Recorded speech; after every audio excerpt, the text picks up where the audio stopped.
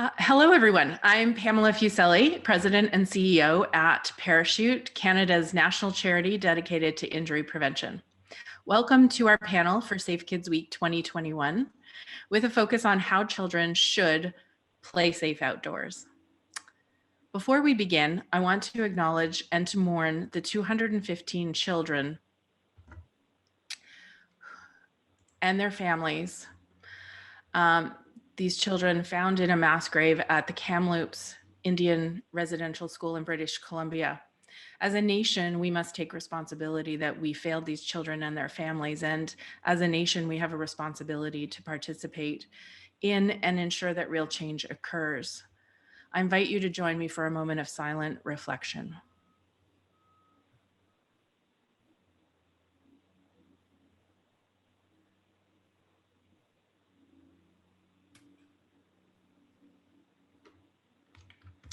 Thank you. I acknowledge that the Parachute office is situated upon traditional territories. These territories include the Wendat, the Anishinaabeg, the Haudenosaunee, the Métis, and the Mississaugas of the New Credit First Nation. As this panel is taking place virtually, I invite all registrants in Canada to learn and reflect on what First Nations, Inuit, and/or Métis land their offices or homes might be located on at native-land.ca. Couple of housekeeping items before we begin. This webinar will be recorded, so you will be able to view and share it afterwards. At the end, there will be a very short evaluation survey. Please complete it, as it really helps us to improve future panels. If I could ask everyone to use the Q&A box to submit questions to the panelists that they will hopefully answer after the panel discussion, and use the chat box if you have any IT or technical issues. So let me introduce our moderator and panelists for today's discussion. Dr. Mariana Bressoni, our moderator, is an associate professor at the University of British Columbia, an investigator with the British Columbia Children's Hospital Research Institute and the British Columbia Injury Research and Prevention Unit. Mariana combines research in injury prevention, developmental psychology, and risk to develop evidence-based interventions for parents, educators, practitioners, and policymakers that support children's outdoor risky play. Mark Tremblay is one of our panelists, and he is a senior scientist with the Healthy Active Living and Obesity Research, or HALO, research group at the Children's Hospital of Eastern Ontario Research Institute, and professor of pediatrics in the Faculty of Medicine, University of Ottawa. He is a fellow of the Canadian Society for Exercise Physiology, fellow of the American College of Sports Medicine, fellow of the Canadian Academy of Health Sciences, president of the Active Healthy Kids Global Alliance, founder of the Sedentary Behavior Research Network, chair of Outdoor Play Canada, and adjunct visiting professor at 5 other universities on 4 continents. Dr. Emily Boglio is a general pediatrician and clinician scientist at Laval University, Centre Mère Enfant du CHU du Québec. She completed her medical studies and pediatric residency at Sherbrooke University and also completed a graduate diploma in international health at this same university.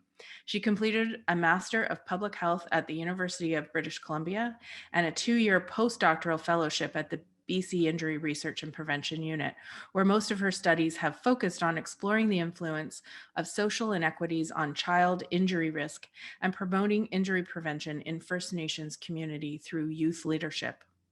She sits on the Injury Prevention Committee of the Canadian Pediatric Society, and her work is driven by providing children with the most healthy and balanced childhood, which implies a childhood as safe as necessary as opposed to as safe as possible. Our third panelist, Heather Cowie, has spent the last 26 years in municipal government in progressive leadership positions, 24 years with the City of Calgary as a recreation manager, and now the general manager of the Community and Protective Services with the City of Fort Saskatchewan in Alberta. She has dedicated her career to making differences for children and youth. She was instrumental in bringing the youth development through Recreation Services Symposium to Alberta through a partnership with Dr. Peter Witt from Texas A&M University. She also brought High Five to Alberta, which is a Canadian-based quality assurance program for children ages 6 to 12. But it was a conversation in late 2013 that spurred the commitment to outdoor play. A member of the International Play Association, IPA, Canada, encouraged Calgary to apply to host the National IPA Conference in 2017, and Calgary went on to host the biggest conference IPA has ever seen in its 60-year history. Calgary, through support of the Lawson Foundation, implemented the Mobile Adventure Play program and the Play Charter that has been replicated in jurisdictions in Canada and abroad. Heather is the current president of the Alberta Recreation and Parks Association and is a founding member of Outdoor Play Canada. She firmly believes that when we hang out together, we get smarter. And our fourth panelist is Jen Pierce, who is a mom of three, whose two main parenting mantras are 1, go public, and 2, parent now or parent forever. Jen is a type 1 diabetic who has been living and thriving with this disease for over 30 years and an outdoor enthusiast who has turned her love of adventure into a career as a family travel specialist. So please join me in welcoming our moderator and panelist. And Mariana, I will turn things over to you. Thank you, Pamela, and thank you to Parachute for hosting this event and for inviting all of us to be here today. I'm absolutely delighted to be joining you, privileged to be on the territories of the the Shuswap Musqueam and Tsleil-Waututh nations out on the west coast of BC. So I just want to ask each of our panel members to reflect, and I'll touch on you each in turn.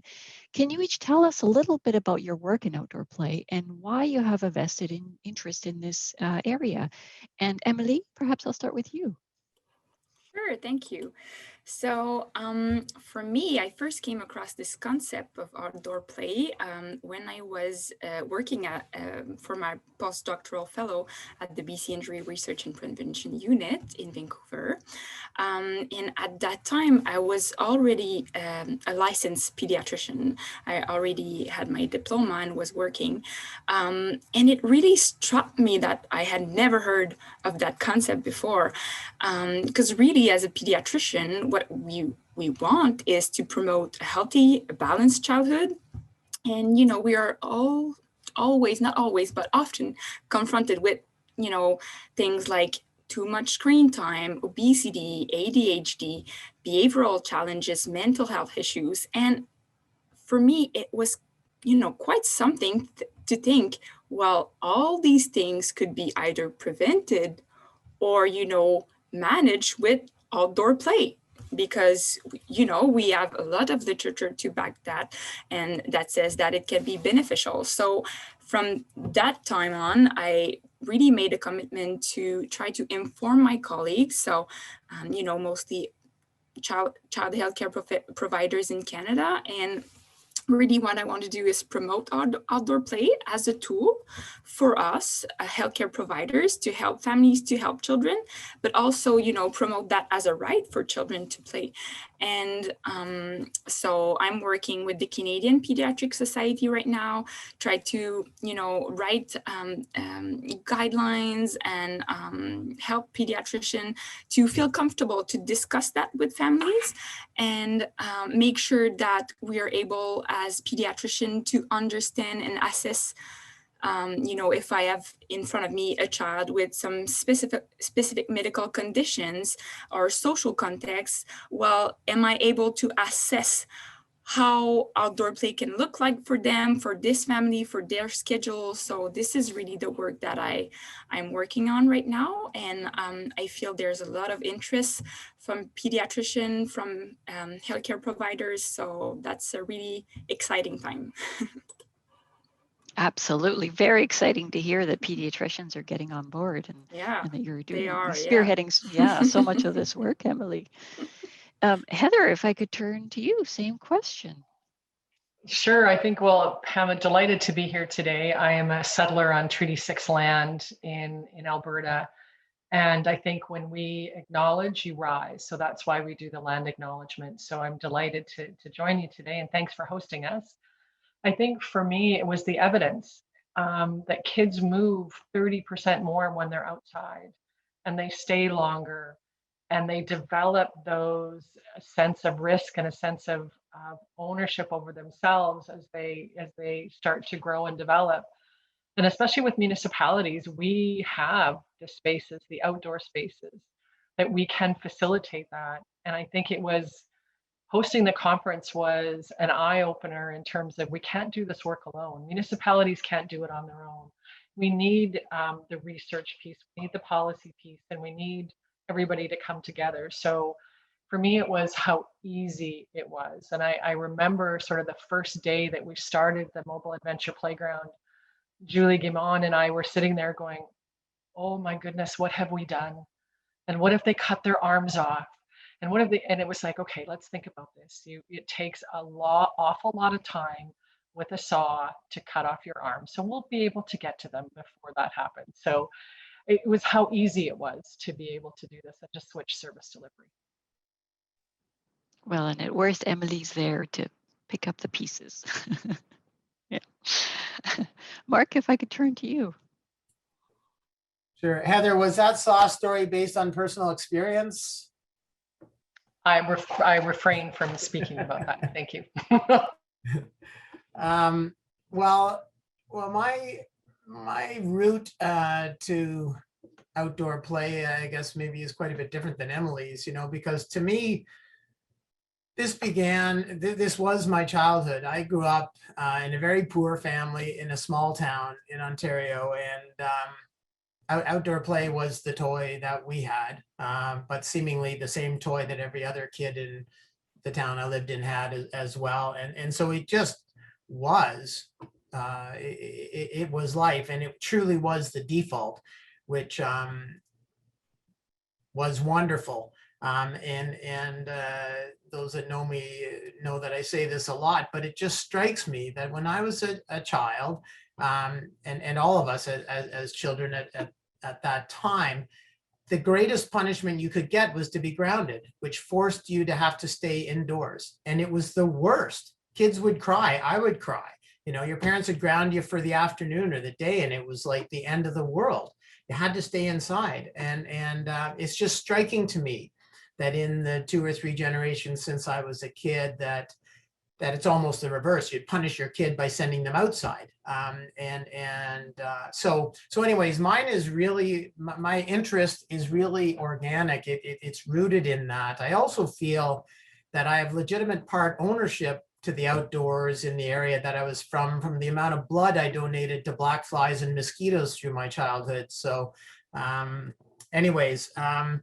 but I'm also a parent of 4 children, and I have a Siberian Husky, and the outdoors for us has always remained sort of the default spot. So as I started my academic career as an exercise physiologist, studying physical activity and exercise and the importance of it, and doing a lot of work around the world, trying to figure out how to solve the developing physical inactivity epidemic. To me, the only solution, the only viable solution, the only solution that is sustainable and scalable, the big things, is outdoor play. And you don't have to do anything except have outdoors, which most of us have. There are some circumstances where it's a challenge, but it's a very small minority. And when you put kids or adults or dogs outside, they move. They move more, they sit less, they play longer, and all of the benefits that Emily will probably outline that go along with that. So while I have studied a lot and researched this a lot, it comes from a very simple place. And I think we need to get back to that simple place. And I know we're going to talk a little bit about COVID and how it's influenced this. And I think it's helped us to recalibrate and get back to that simple place.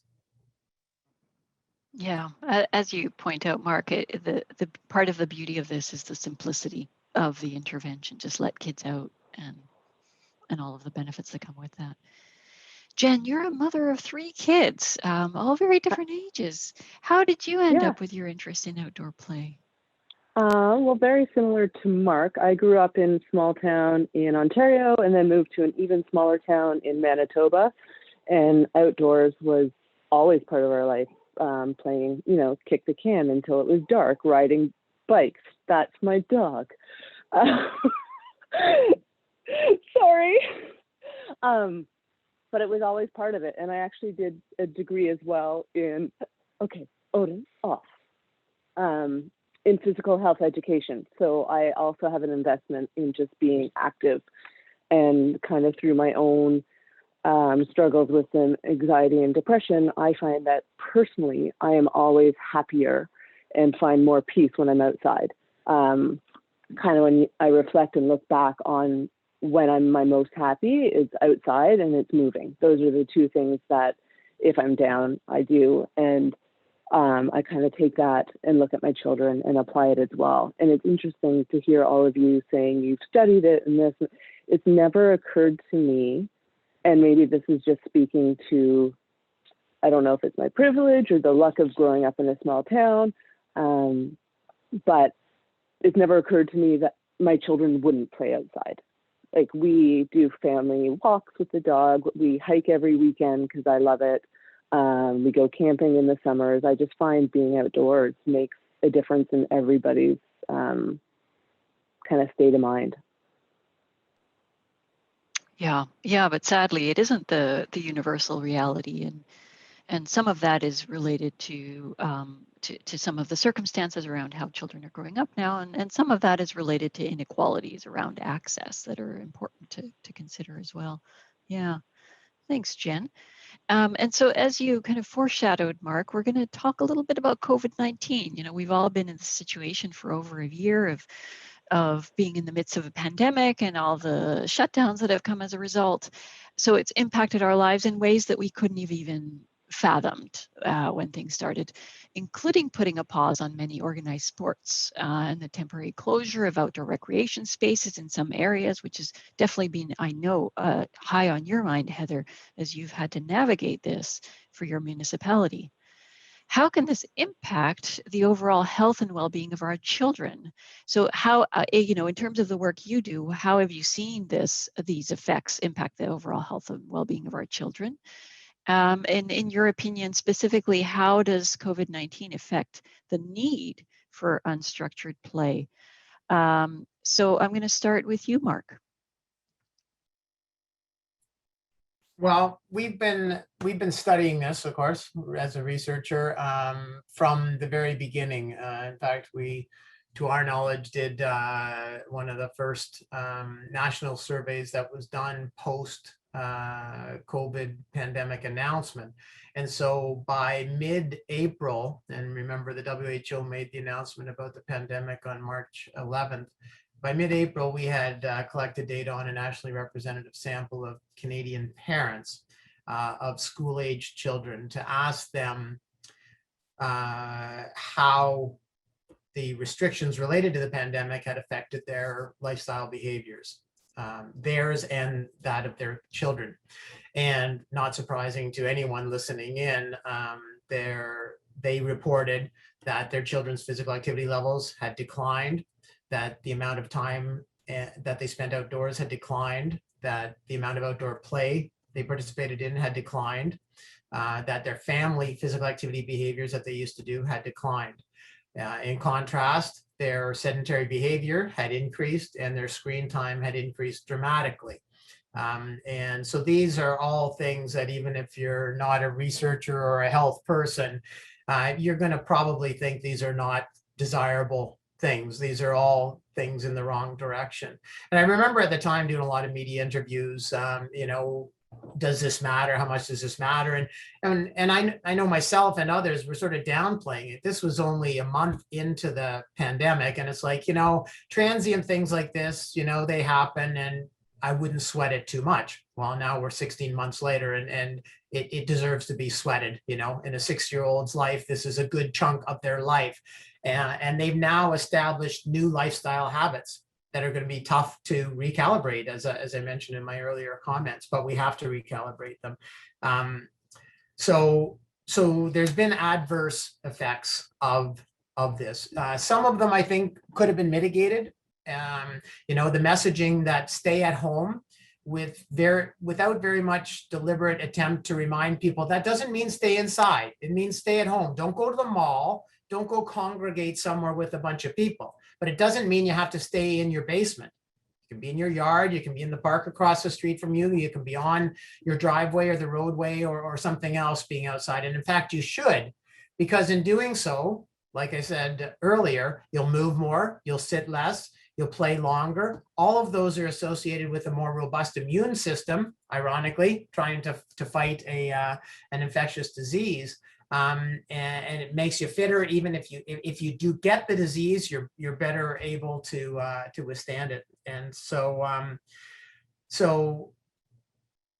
it's really, I think the COVID-19 pandemic has brought to our attention the fundamental importance of the outdoors for our health and well-being, particularly in a situation where you've got a transmittable disease, which almost always, and it's not unique to this one, others, they happen indoors, where we have extended exposure to stale air, stale movement, things that we touch all the time and so on, which just doesn't happen as much outside. And of course, the outdoors allows us to interact with people in 3 dimensions. There's the whole mental health issue, which is huge, probably the biggest issue through this whole thing.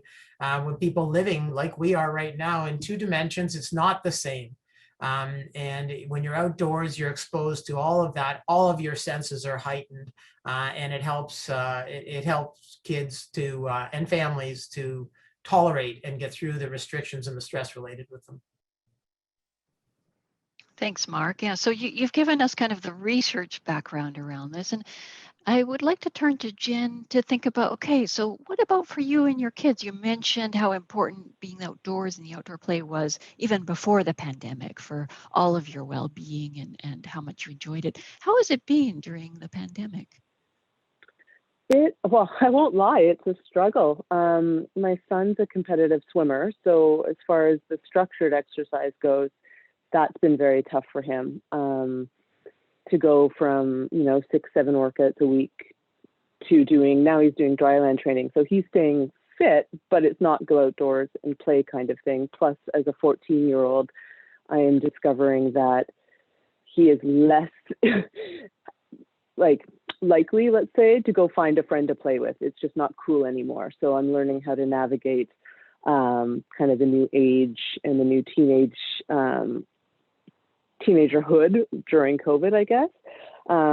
We do family dog walks. You saw him earlier, our dog, so we take him out.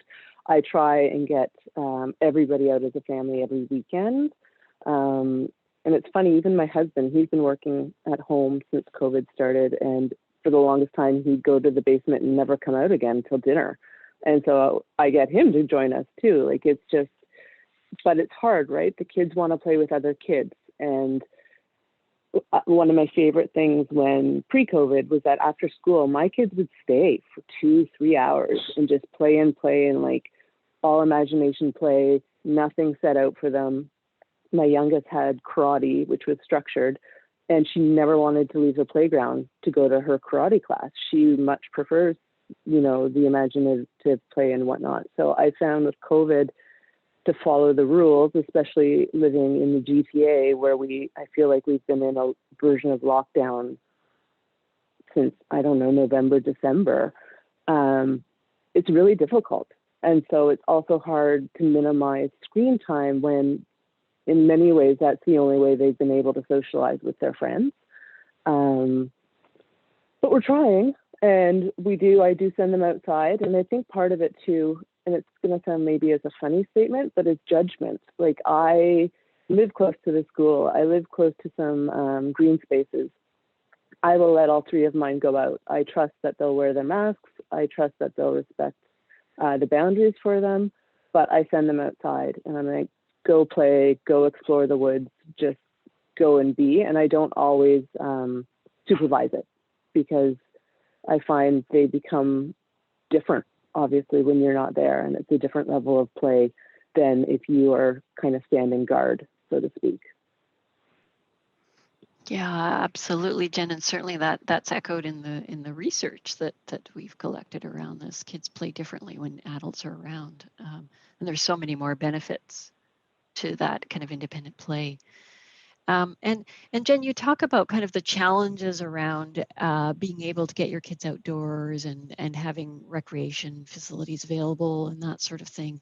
I think it's something that's resonated across the country, but the approach has been very different across different municipalities. So I guess I wanted to turn to you, Heather, as someone who's really had to struggle with this on the ground, and how has it been for you over the last year? It has been awful and good all at the same time. Good in that what we were able to do is really quickly realize how fast we could adjust. I mean, we've talked about for years, it's important, we should be doing outdoor fitness classes, just totally makes sense. And then we were forced to do it. And then because I took the classes with other people and they were like, why have we not done this before? And we love it and we feel so much better. And even if we got rained on, we went underneath the football stadium, finished the workout, and then went home. So we were able to adapt quickly. And then we were connected with other municipalities. What are you doing? How are you doing it? What's happening? We had I think it was at 4 o'clock on a Friday of May long weekend last year that the province said, yeah, you can open up your playgrounds. And we went, oh God, it's Friday, 4 o'clock on the May long weekend. And we went, we're just gonna let it go. People know what to do. They can figure it out. And we learned too that for structured sport is that it wasn't necessarily the sport, it was the connection that people missed the most. And once we as administrators figured that out, it was like, okay, let us help you figure out how you can make, you can't go into the dressing rooms, here's why, but let's figure out here. And, you know, and again, we tried to do different things to add, you know, more outdoor rinks and a skating loop. And then the realization is that from an equity, diversity, and inclusion lens is that we might need to do something different next year and next winter. We had interesting stories of people who really loved their backyard quiet. And then all of a sudden their backyard wasn't quiet because many, many, many people went outside. And so some, you know, very sad stories of people sneaking out at night and putting rocks on the cross-country ski trails. And so we just, you know, the quiet and peace that they had enjoyed wasn't there anymore. So learning how to share with residents how important it is for people to be outside.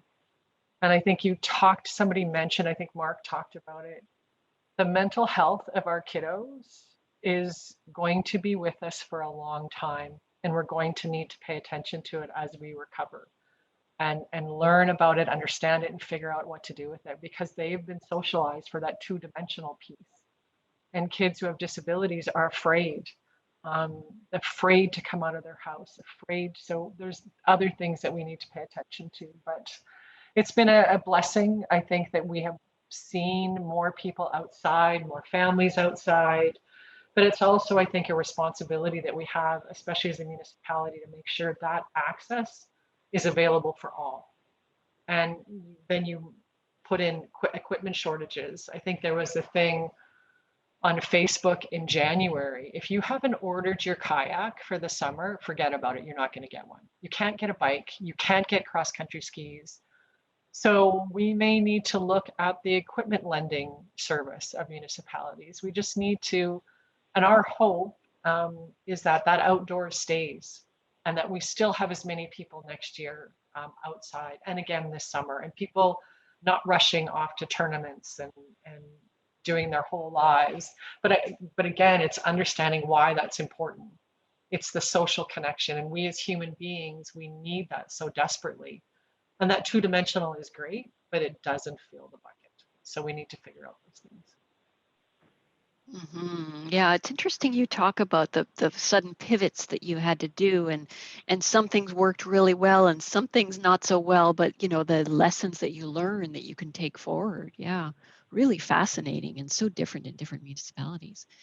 And Emily, Heather was just talking about the long-term ramifications of this, and you're dealing with the short-term as well as the long-term, and the prevention as well as the treatment. So what are the kinds of things that you're experiencing and want to highlight around this issue? Yeah, well, at the very beginning of the pandemic, what we saw, we observed a huge increase in some types of injuries, but mostly inside home injuries, including burns, poisoning, choking, button battery ingestions. When we discuss with parents, we kind of felt that these injuries happened because children were left unattended most of the time because, they couldn't go to daycare or school. Parents were trying to work from home. It was a very difficult time. And then, children, they need to explore the environment. So they wanted to explore inside, I guess. And they were also often kind of bored because there was just nothing to do inside. And that's how we saw a lot of these injuries.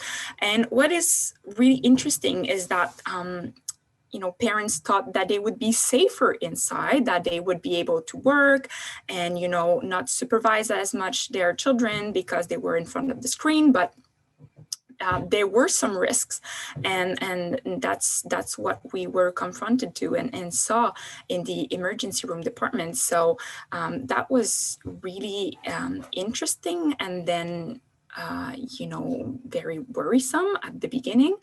But now, as Heather said, we are seeing a lot of mental health issues, lots of anxieties, eating disorders, depression. It's really bad. And again, we see that social connections are so important for our youth, for our young children, and they need to go outside. They feel better outside. They when we think about outdoor play, and I know you all know about that, but all the benefits on the social, emotional skills, you feel more confident about yourself because you're proud of yourself. You're able to run, to climb.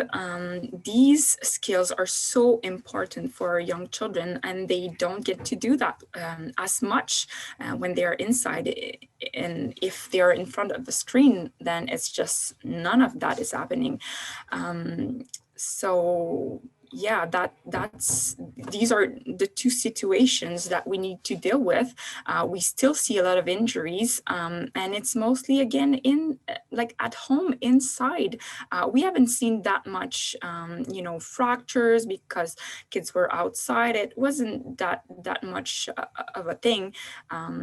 So I felt like that was a really an important learning for us, because it's always the assessment, benefits, risk. Parents feel that it's risky for their child to go outside, but then they got to realize, well, there's also risk inside, and button battery ingestions, they're fatal. Like if you don't do anything and your child has a battery inside of him, it can die. So it really put into perspectives all this concept of risk benefits assessment.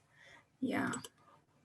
Have you seen changes in parents' risk benefit assessment, or at least the kinds of barriers you saw in, say, your parents getting them out before versus now, or are you seeing some of the same issues? Yeah, no, I think parents are, they understand now. What is, sad is that we had to get to this point where it was so bad, mental health issues and all these injuries, that parents just realize, well, maybe we need to get them outside. And now with spring and summer coming, I think parents are all in for outdoor activities. They feel like they're especially the youth, they need it. They need to go outside and be on their own. It's difficult for a teen to always be inside with your family, feel that you're always supervised, or always someone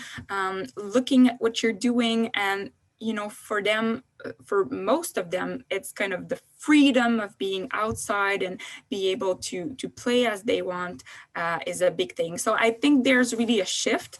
I hope that it will stay after the pandemic, that people will learn from it and remember all the benefits from outdoor play. But yeah, it's changing, it's moving.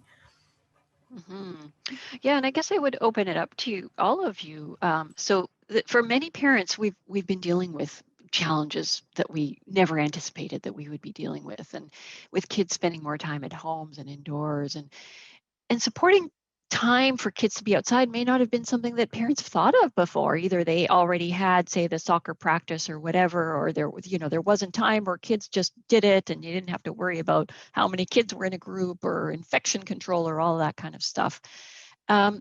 With this in mind, what are some of the ways that we can encourage parents to increase their kids' time outdoors? And Jen, I'd love your input as a parent on this.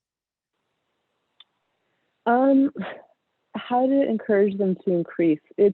So in some ways, I'll say to Heather, municipality helps with that and making it easy. I know here in Toronto, they closed the Lakeshore, which is a massive road, and people can now bike on it and walk on it and run on it every weekend. And I live near enough that I can see the difference in the numbers of people who are outside and actually taking advantage of it. And even my family, like going for family bike rides, like that was not a thing.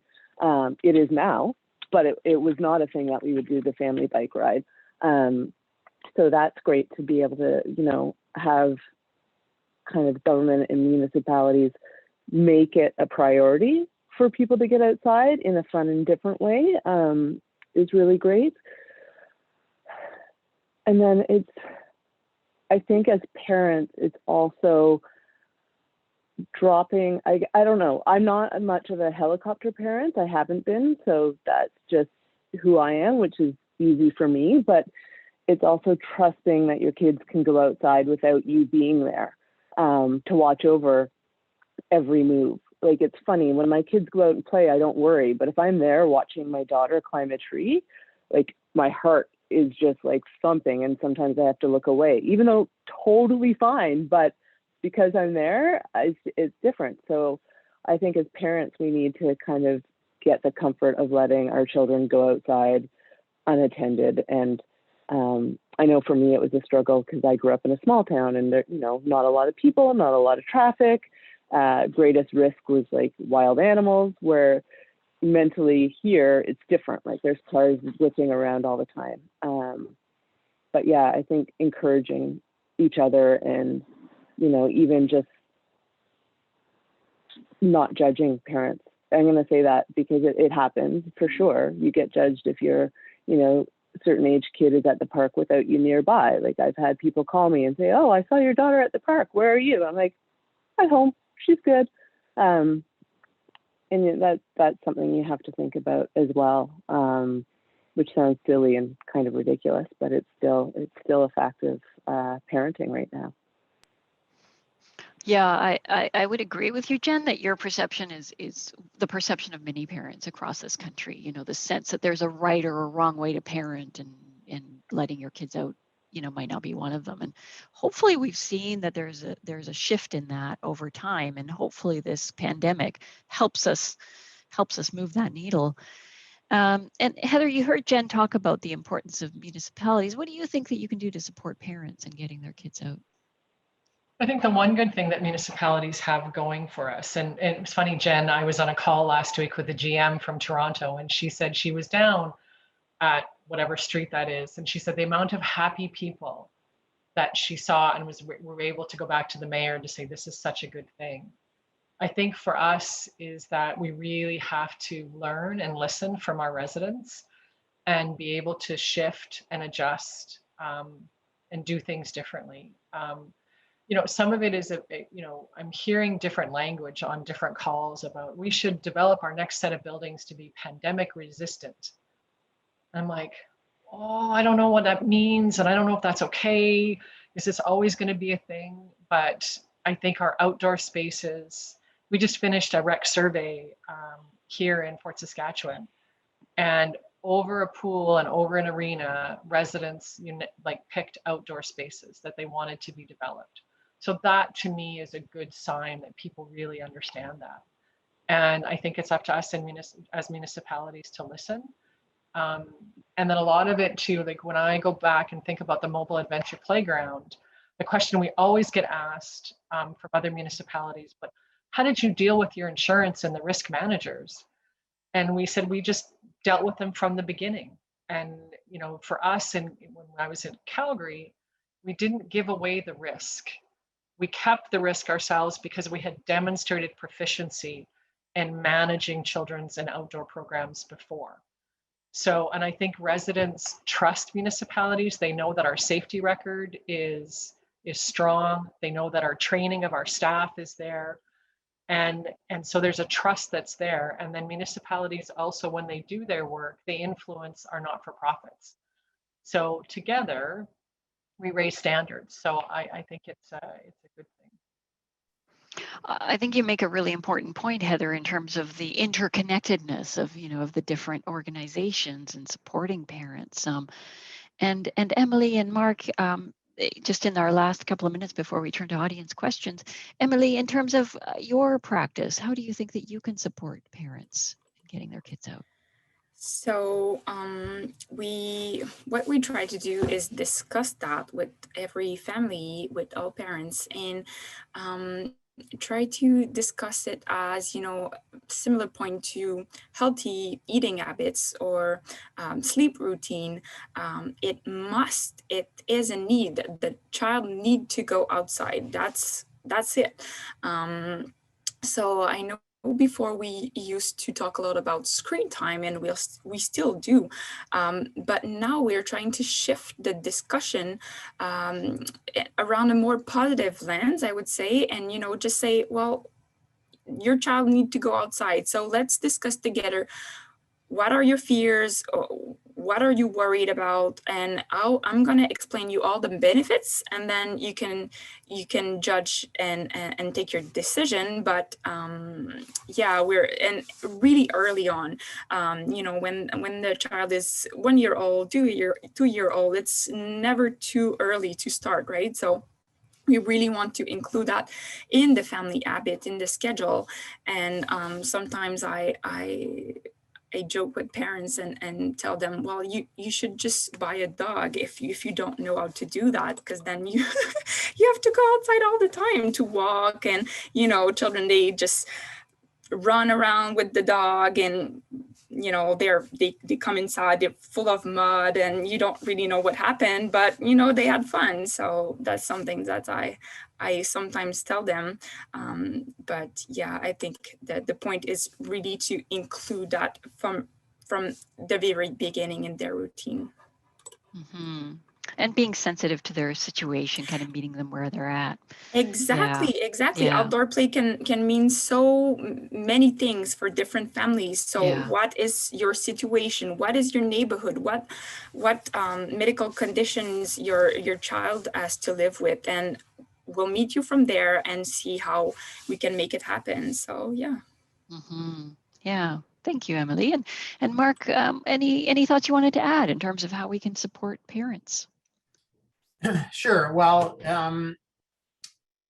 so a couple things I want to say. One is, you know, so from my angle as a researcher and a leader of some organizations, we can provide public health messages and guidance and support the permissions and affordances and the opportunities. You know, give people the green light. It's okay.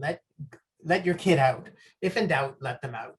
And with more people out in the community these days, social distancing, always follow your public health rules and get immunized, everyone. A plug there. So we do that. And Outdoor Play Canada, and for people listening, the Outdoor Play Canada website, which you'll be able to find easily, outdoorplaycanada.ca, participation website. any of your local municipal recreation websites, your local public health websites, and so on, will have guidance for you on these things. So there's quite a bit of information available there. So so please go to it. But also, you know, to circle back to my earlier comments about the simplicity, don't overthink this, don't overdo this. This is the opportunity to destructure our lives. So you don't have to be here at 6:30 on Tuesdays and there at 7 o'clock on Wednesdays and these sorts of things. That was a mistake. That was a parenting mistake. It was a guidance mistake. It was a public health mistake. Take advantage of this opportunity to just let go a little bit. And I think it's okay to let your kids out and not tell them what to do. Let play break out. Let their imaginations come to be. You're going to have to give them some reins in order to do that. You can't say, oh, you can't do this, you can't do this, you can't do that, you can't go there, you can't climb this. You know, it's okay. They'll figure it out. And you know, to the comments about resiliency and so on, this is that Jen was making. It's sort of a chicken and egg thing, right? You know, well, I don't think they are resilient enough or have the decision making skills or the problem solving skills to do this, which they will never have unless you give them an opportunity to scrape a knee, to get a grass stain, to make a few mistakes, to learn their limits and so on. And so we need to do that. And so the other point I wanted to make is that in this challenging time, many families, many people are struggling. And in the chat, there was a comment about domestic violence and not mentioned, but also alcohol consumption on the rise. I read recently that marijuana use is on the rise as well. People trying to cope with things in ways that might not be as good as getting out and being active and so on. But there are other, and our research has shown this, there are other groups of parents that are thriving in this situation. And so that creates a couple things. One is from an equity, diversity, and inclusion perspective, it shows this divide that's happening, this sort of bimodal distribution a little bit, where you've got a group of people that have the whatever it takes, have the parenting skills, have the abilities, have the resources maybe to let their kids learn okay at home, let them outside, be active and so on, and others where it's a struggle. But when we look at those that are thriving, it's those same core things that seem to be inherent in them. They're families that are able to get their kids outside. So it's not necessarily a resource situation because no one's going to facilities and so on, but they're able to control their kids' screen time. They're able to enforce bedtime rules and these sorts of things, fundamentals of parenting that are a struggle for some that haven't had to deal with these for some time. So we can learn from that, I think, and try and do our best next go round to be ready to provide the support network that's needed for those that are struggling with these types of things. So the last comment I'd make is that, I also see, and this is a glasses half full observation, that around the world from webinars and so on that I'm on, that community social capital in general is on the rise. That people see more people out, more families out, larger groups of people that are in their own bubbles out, respecting the social distancing things. Traffic is calm, there's fewer cars on the road, there's less pollution in the air, all of these wonderful things that are happening that we should embrace and not rush to reverse as soon as the restrictions are lifted. Yeah, I think that's an excellent point in terms of really the importance of taking the lessons we can from this situation and moving forward in a way that improves things for everybody, gives kids more access to outdoor play and so on. It's going to be an interesting next few years. I want to turn it back to Pamela to address some of the audience questions at this point. Great, thanks, Mariana. What a great conversation. I have so many questions, and there's also some questions from the audience for all of you to consider. Mark, what you were saying about the not wanting to go back, not wanting to reverse or revert back to what we had before. I think that, that ability, and I think Heather, you talked about, that ability to adapt quickly, to do things that a lot of us said couldn't be done before. When push came to shove, that's what what was able to happen. And one of the comments, or the questions as well, kind of ties into this about that prioritization. When we prioritize what we value and where we want to go, we see the results. We see parents who don't want to go back to their frazzled lives where they don't have time for anything, and so everything's overscheduled because they have to fit everything in that one day or that week time frame. And so that the system that was in place before didn't support the idea of parents being around, kids going out to play, them going out together, spaces. I think people are appreciating their communities and the spaces that do exist, whether it's a park down the street or a closure of a road. So, one of the things, and we touched about it a little bit on the municipal question, but the policymakers, the people who or decision makers, maybe is another way to put it. How do we, or what can we do to continue to influence them to prioritize things that support outdoor play, like more play spaces in communities and safe play spaces where kids can roam? I'm not talking about playgrounds, just play spaces. How can we as a community try to influence their decision making as we go forward, so that we can foster that physical, mental health, well-being, and not revert back to what we know didn't work for a number of reasons? Heather, I don't know whether you want to take that first, and then maybe I'll go to Jen. Well, I think my answer would be, I need the research. I need the stats. I need to be able to convince administration, and even though I am administration and council, to say why this is a good investment. And I think, for municipal parks and recreation, we have a history of user fees. And what do we do with that now, when we know how critical it is? And we know from research, to help communities respond from tragedy, you look at Fort McMurray, the wildfires, we need parks and recreation. That is the community equalizer and the community healer, and we need to be able to do that. So we need folks like Mariana and Mark to be able to paint those pictures for us, to be able to influence change. So that policy research practice, that circle needs to be there, needs to be strong. And thank God we have Mark and Mariana to help do that work for us. Great. And Jen, I would say we need the public. We need parents like you calling for these types of changes and demanding that these things be put into place, and to prioritize, because those are things that get maybe the elected officials, to pay attention to what their constituents are asking for. Have you seen any success like that in your area? Or, how comfortable would you be advocating for something like that? Personally, I have no problem advocating for things like that. I think, quite frankly, it was the public that advocated for the road to be closed again this year, because they did it last year, and it was such a success. But it does cause for anyone driving into the city, it's a nightmare. Like, it's a traffic nightmare. So I think they were going to table it and not do it this year, but it was so popular and people kept voicing their opinions, and now it's back, and it's wonderful. And I think you can definitely see people, and even there's a field close to my house, people are in that park every time I go through there with my dog, where it used to be a ghost town. And now there's always people playing basketball or soccer or other just games. I don't know. The space is being used, but as parents and as a community, yes, we need to advocate for it. And I hope maybe after this whole experience that governments will also realize the importance of it.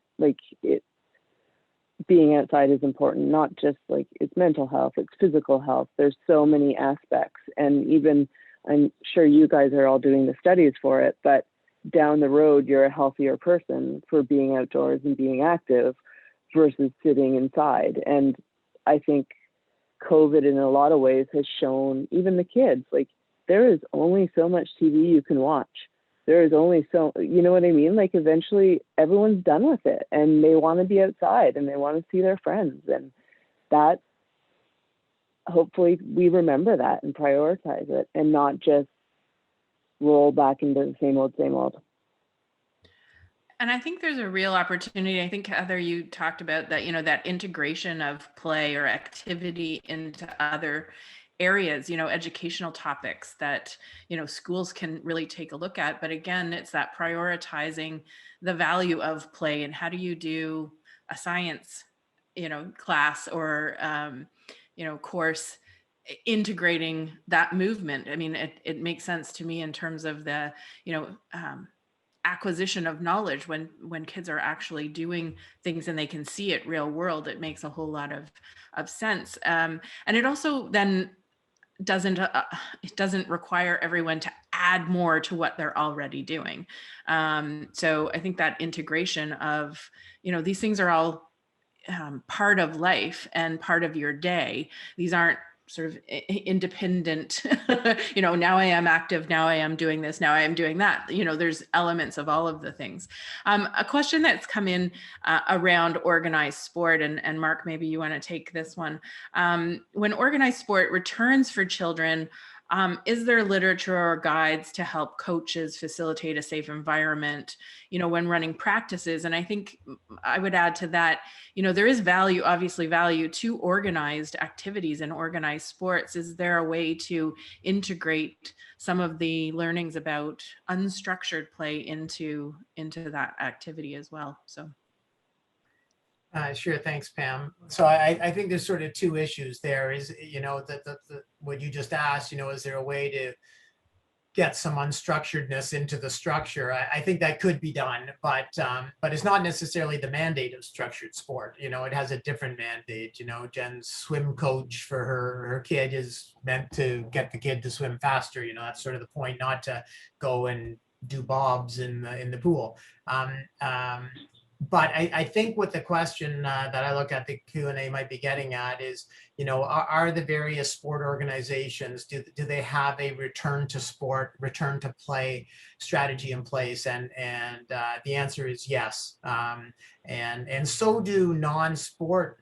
So the summer recreation camps, and Heather can probably speak to this better than me, and same with outdoor adventure things and so on. They've got all of the social distancing protocols and the hygiene protocols and those sorts of things in place, aligned with the public health messaging, which in fairness to them is a moving target, and it certainly will be a moving target over the next couple of months, I think, as we slowly sigh a relief and let things go a little bit. But I would be surprised if whatever particular situation you're speaking of doesn't have something in place. But as a good parent, I would be sure they do. I would just go on the website or ask the coach or the administrator as you go there. Heather might want to comment because she's probably dealing with this.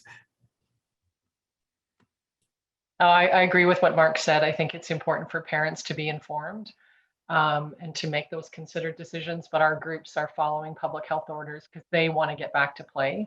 Again, it is the sport, but it's what happens as a result of it that people are desperately missing. So, and I think I understand too, from a research perspective, that it's women in households that make the decisions about activity levels. So if we're thinking about targeting messages or doing something, it's about the women who lead those households. They're the ones that make the activity levels. And so if we can appeal or support that, I think that's a good thing as well. Wonderful. I'm really sorry that we are out of time. I think there's lots of good conversations, and maybe we need another one of these. There has been some some posts in the chat of links. Certainly Outdoor Play Canada is one place to go for some great resources. You can find them at outdoorplay.ca. You can visit parachute.ca /Safe Kids Week to access resources. I want to thank the panelists. This has been really interesting. It's always interesting to get together and talk about this really important, seemingly simple or straightforward, go outside and play, but has a lot of nuances and challenges, as you've all pointed out, that are not insurmountable, but certainly something that we need to think about. If everyone can stay on for like 2 seconds to do the evaluation at the end, that would be great. And it is Safe Kids Week, so if you can follow us on social media, we have hashtags Play Safe Outdoors and hashtag Safe Kids Week 2021. Get the messages out that we are trying to get out to so many people, that what they're doing and what they could be doing is so important in terms of their child development and their own development. So thank you so much, Emily, Heather, Mark, Jen, Mariana. Thanks for moderating. That was great. And it was wonderful to see all of you. And I know we will continue this important work. So thank you so much. Thanks, everybody.